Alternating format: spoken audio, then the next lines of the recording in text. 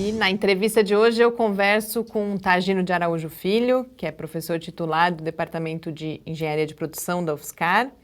Ele foi reitor da universidade de 2008 a 2016. E durante esse período coordenou a Comissão de Relações Internacionais da ANDIFES, que é a Associação Nacional dos Dirigentes das Instituições Federais de Ensino Superior.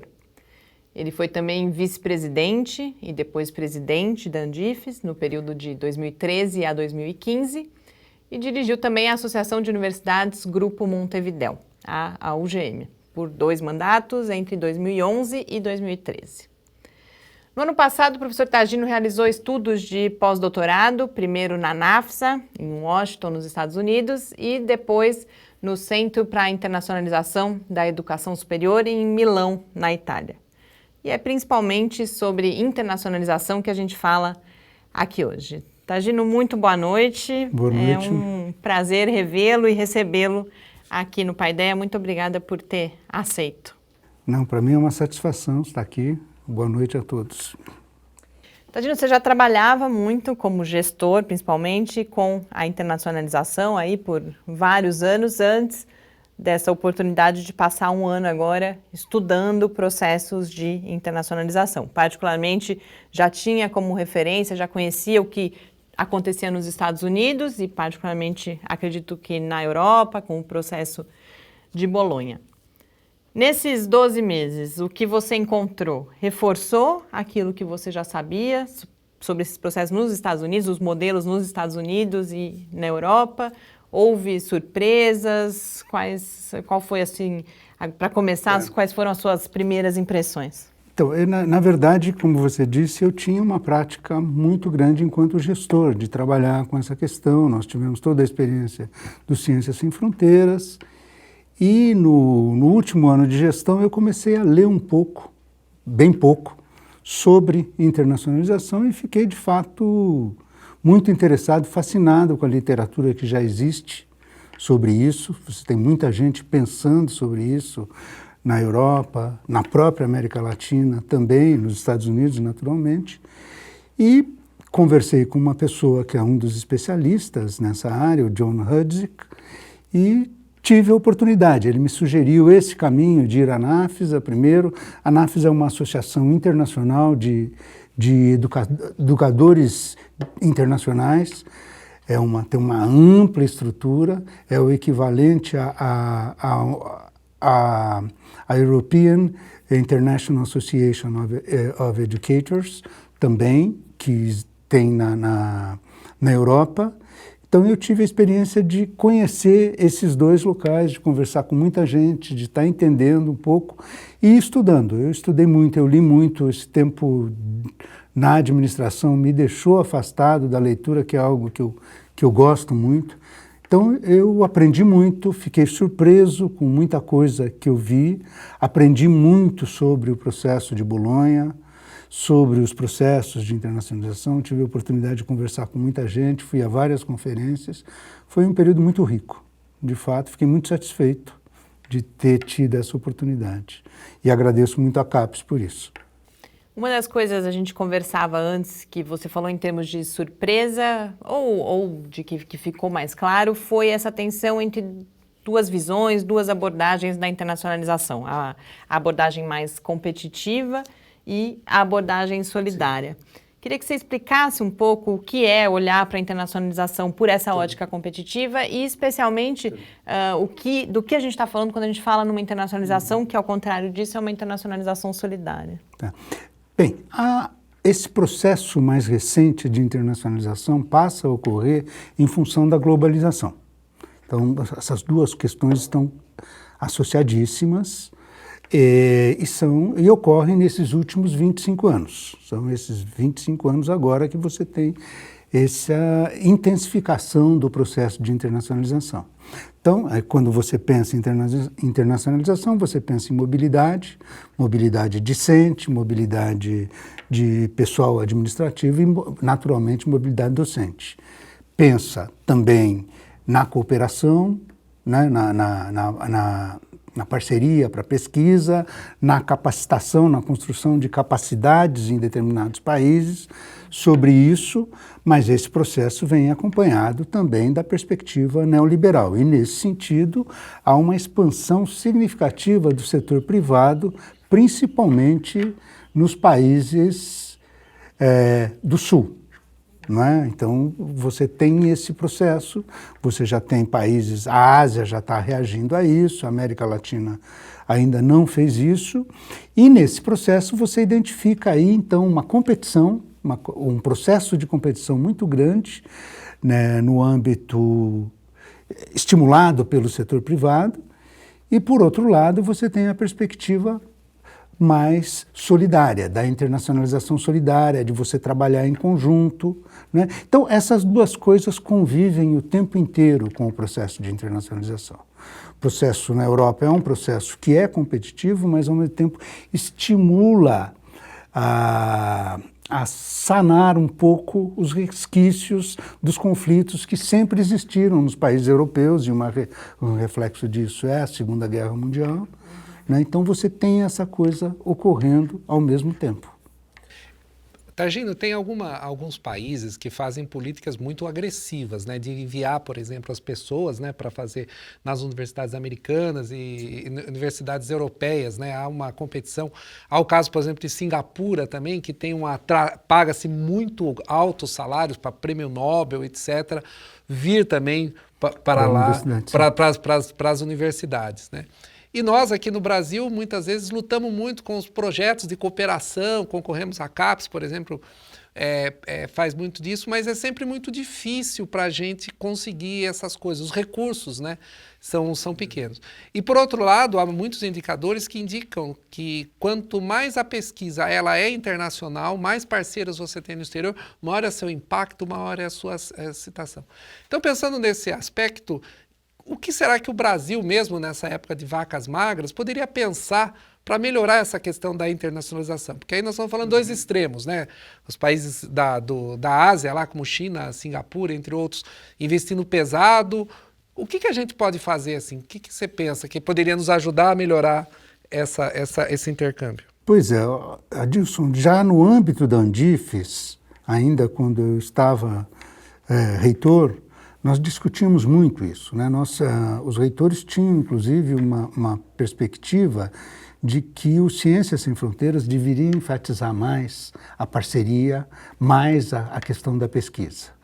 E não que o Ciências Sem Fronteiras não tenha sido algo positivo, foi extremamente positivo, é impressionante como mesmo na Europa esse reconhecimento se dá. Né? E a boa imagem que os nossos alunos levaram. É impressionante isso. As pessoas gostam dos alunos brasileiros, se ressentem dos Ciências Sem Fronteiras não existir mais. E nós defendimos um pouco um processo, como um projeto como o que a CAPES está proporcionando. Só que esperávamos mais recursos.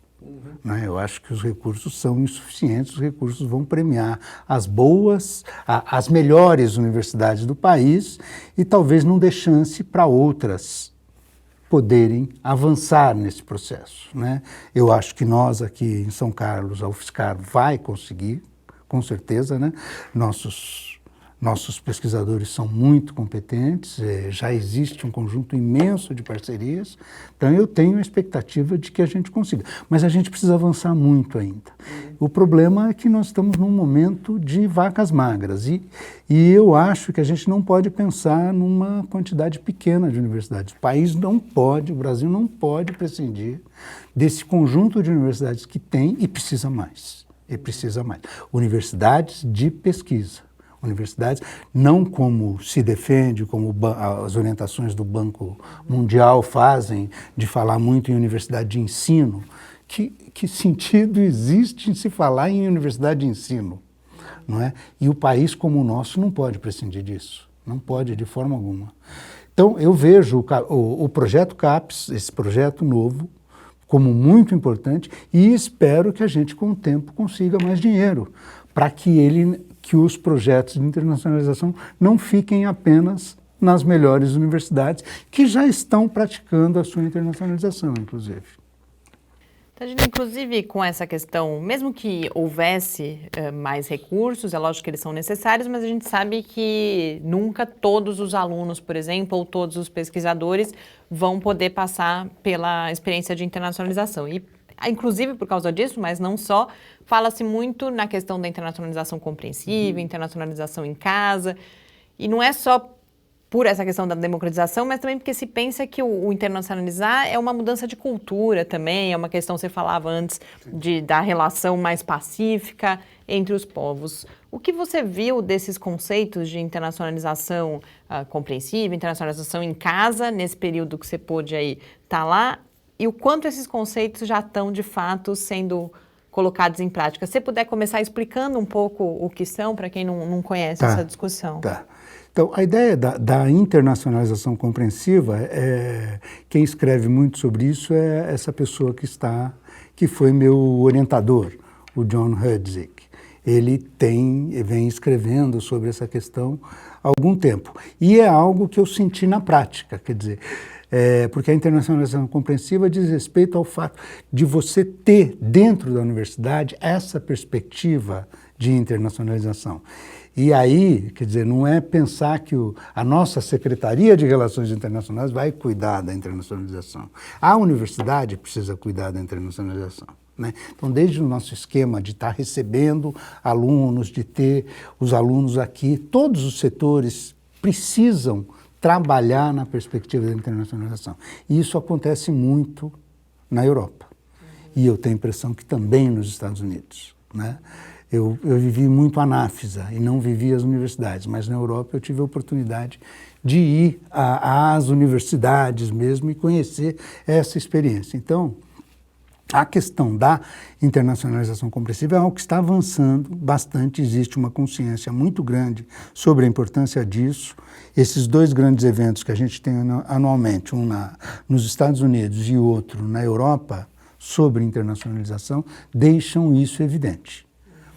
A outra questão, e essa é uma preocupação de todos, e ela se reflete na literatura, né? Hoje a meta para a Europa é de que até 2020 eles consigam uma mobilidade de 20% dos alunos, o que é uma meta muito audaciosa, porque não é fácil você ter essa mobilidade, embora eles tenham um programa muito importante que é o Erasmus. O Erasmus estimula demais a mobilidade, né? Então, e as universidades, é muito curioso isso, eu estive ainda na última semana que eu estava lá, Bolonha, eles estavam apresentando para a gente, o governo coloca mais recursos na medida em que as universidades têm uma maior mobilidade, seja a mobilidade out, seja a mobilidade de receber. Então, é muito interessante esse processo, né?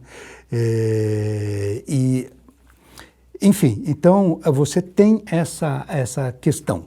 Agora, você tem o outro movimento, é de você trabalhar com a internacionalização em casa e com a internacionalização do currículo. É curioso, inclusive, que esse movimento de internacionalização em casa, internacionalização do currículo, nasce de dois países que são grandes recebedores de alunos. Tem uma política muito grande, inclusive, de interesse financeiro nisso, que é a Inglaterra e a Austrália. É curioso que os pesquisadores que escrevem sobre internacionalização em casa, que é um fenômeno mais fácil, eu tenho a impressão, de ser implementado, do que a internacionalização do currículo.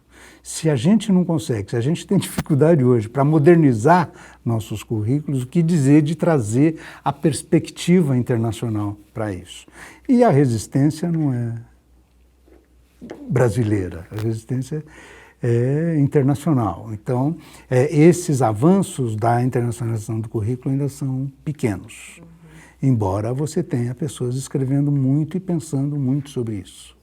Mas a internacionalização em casa é o quê? Você poderia dar exemplos? Assim, que ações que caracterizam a internacionalização em casa? A ideia da internacionalização em casa é de você trazer para dentro da universidade uma perspectiva internacional. Eu tinha, uma das expectativas que a gente tinha, Adilson, e que a gente lembra, era que com o Centro de Estudos Estratégicos, essa seria uma oportunidade de trazer pessoas para criar um ambiente de caráter mais internacional. Você fazer feiras internacionais, aproveitar os alunos que a gente recebe para ter uma oportunidade de divulgação, de compartilhamento. É uma coisa que eu observei também em outros países. Nós aproveitamos muito pouco a experiência dos nossos alunos internacionais. Em geral, esses alunos começam a ficar entre eles.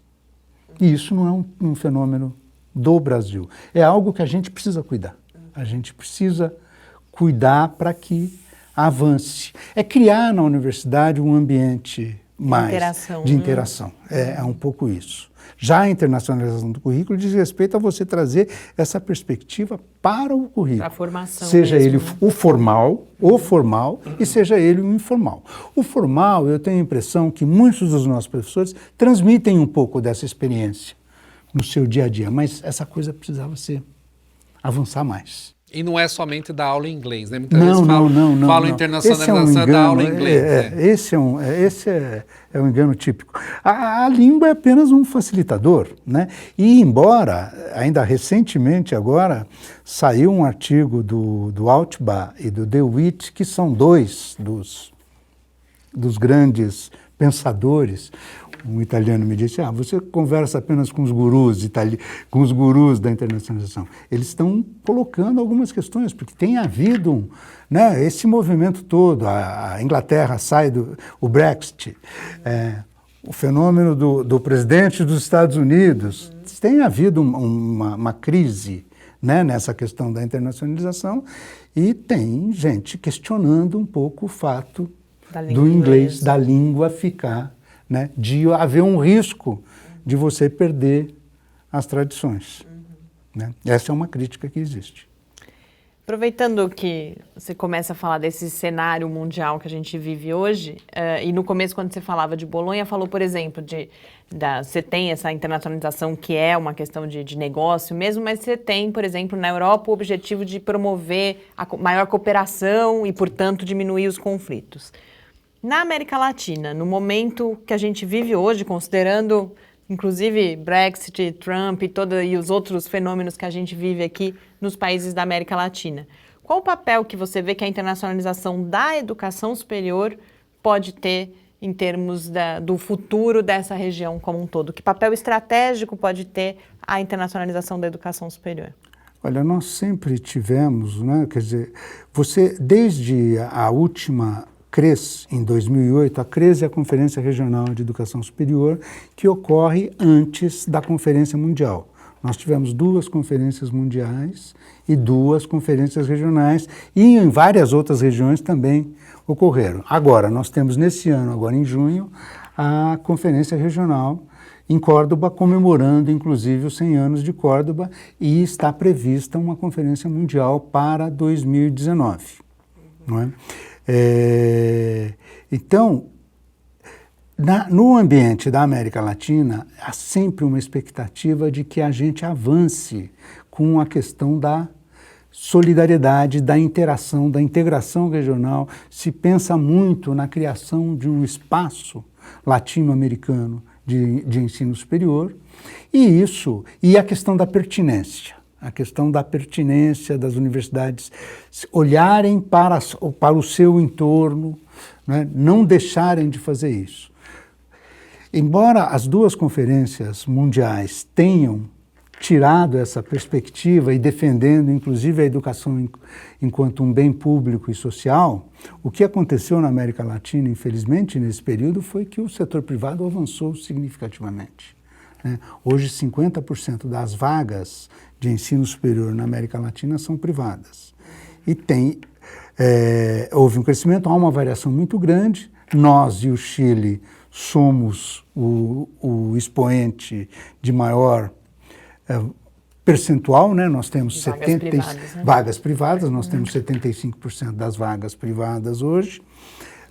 Cuba e o Uruguai seriam o oposto. E aí você tem aí no meio países que mesclam essa questão, Mas o trabalho que tem sido feito é no sentido de tentar criar esse espaço. Na última conferência regional, se falou em se criar o Enlaces, que seria um espaço de encontro de ensino superior, que seria uma plataforma onde você teria as referências a tudo isso. Nós avançamos nesse processo discutindo a criação de um espaço de fato, e aí avançando com a questão da interação de pesquisa, com a interação nas áreas de extensão, também tentando avançar. E a mobilidade vem ocorrendo na América Latina, né? Nós aqui na UFSCar temos recebido bastante gente, né, de fora, não é um número muito expressivo, mas recebemos bastante gente, né? E constantemente, né? Isso se mantém, principalmente na pós-graduação. Né? Então, hoje o que a gente tem defendido muito é essa questão do Enlaces, que vai agora ter a sua primeira assembleia, né, durante a CRES. Nós tivemos reunião e preparando isso com o presidente da CRES, que é o reitor da Universidade de Córdoba, que vai presidir essa primeira assembleia, e a gente tem a expectativa de que possa avançar. A outra questão, mas até agora, esse avanço tem sido das universidades, e nós achamos que, sim, cabe às universidades ter esse processo, mas precisamos do apoio dos governos. E o apoio dos governos, nesse momento, não é muito favorável, porque nós temos muitos governos aí que defendem as ideias neoliberais e, portanto, não defendem o ensino público como uma prioridade. Então, é esse o impasse que a gente vive hoje.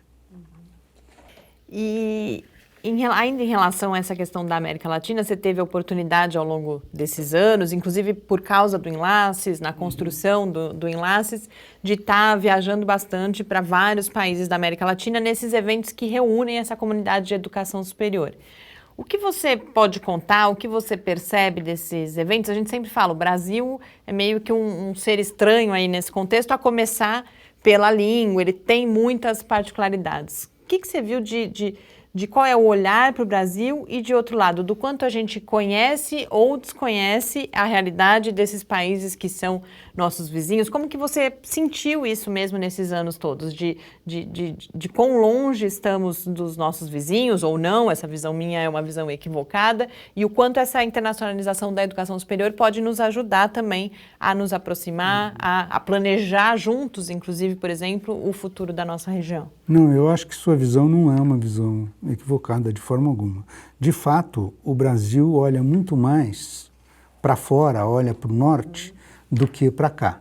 Então, nos movimentos latino-americanos, quer dizer, o colocar Andifes foi algo que foi conquistado ao longo desse período. Tivemos a motivação de um conjunto de reitores e passamos a envolver mais a Andifes enquanto associação nesse movimento todo. Então, a Andifes faz parte do movimento da criação do espaço latino-americano, etc. Por outro lado, nós não podemos deixar de olhar para os países do Norte. São com os países do Norte que nós vamos fazer as parcerias de ponta em diferentes áreas de pesquisa. Não tenho dúvida sobre isso. Mas, por outro lado, eu acho que a gente perde a oportunidade de resolver problemas muito importantes que nós vivemos, nós, Brasil, vivemos, a América Latina como um todo vive, por falta dessa parceria, dessa integração para estar discutindo os problemas que nos afligem tanto. Não é? Então, eu acho que a gente precisa buscar um equilíbrio nesse processo. E nesse sentido, por exemplo, aquela opção, por exemplo, a Universidade Unila, que tinha em Foz do Iguaçu, que era uma tentativa de aproximar, etc., tal, que agora teve alguns reveses, etc., né? Também tinha uma universidade em Natal? Vai me fugir o nome agora, mas no Ceará. No Ceará, isso. Luso... É a universidade que fazia a interação com os países os africanos, não é? De língua portuguesa, inclusive. Então, isso você vê como uma alternativa para isso ou é melhor a gente fazer essa troca? Eu acho que essa é uma experiência interessante. A experiência dessas duas universidades, que se forem levadas adiante, pode ser muito interessante. Mas eu acho que é extremamente necessário que as nossas universidades, né, interajam, A UGM faz esse trabalho, a UGM tenta fazer, mas faz de forma muito tímida, né? Muito tímida por quê? Porque ela depende dos recursos das universidades. São as universidades que bancam esse processo, tenta-se construir projetos para submeter a agências de fomento, etc. Mas aí nós temos aquela dificuldade de diferentes países que não têm uma estrutura de agências de fomento como nós temos, que são muito fortes, né? O fato de termos o CNPq, a CAPES, a FINEP, quer dizer, é algo que é de extrema importância para o país. Acho que a gente está, ao longo da conversa, me parece que sempre surge uma coisa que é a internacionalização custa dinheiro, né? É inevitável, é algo que não necessariamente que é caro, mas não dá para a gente falar. Eu acho que me parece que há estratégias possíveis, como, por exemplo, se fala com a internacionalização, não que isso não custe, mas pode-se tentar trazer essa perspectiva internacional para que mesmo com poucos recursos a gente possa trabalhar nesse sentido, mas me parece que um dos grandes desafios, portanto, é a gente conquistar cada vez mais financiamento, o que, na verdade, significa conquistar apoio dos governos para que esse processo possa continuar se desenvolvendo e imprimir a característica que se deseja a esse processo também, nessa tensão entre público-privado, competitivo e solidário, né, Targino?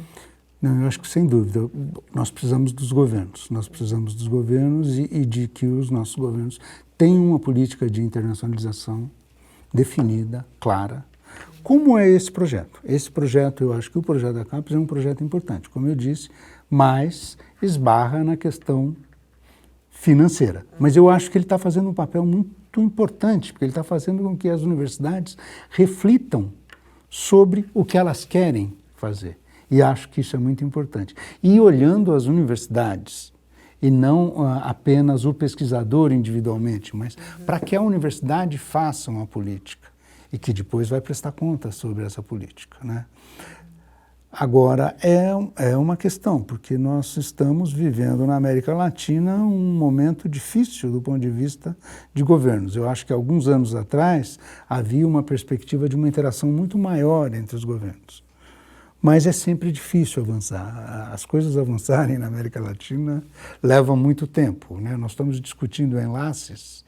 A proposta inicial era de 2008 e nós entramos numa comissão de segmento, que é de follow-up, né? Em 2011. E até agora, nós estamos em 2018. E a ideia original da cooperação é de 98, da primeira CRES, né? A primeira CRES, é isso. A dificuldade, né, até do próprio equivalência dos diplomas, né, dos cursos superiores da própria América. Sem dúvida. Isso acho que é um entrave gigantesco, né, de você reconhecer um diploma, há uma dificuldade, né?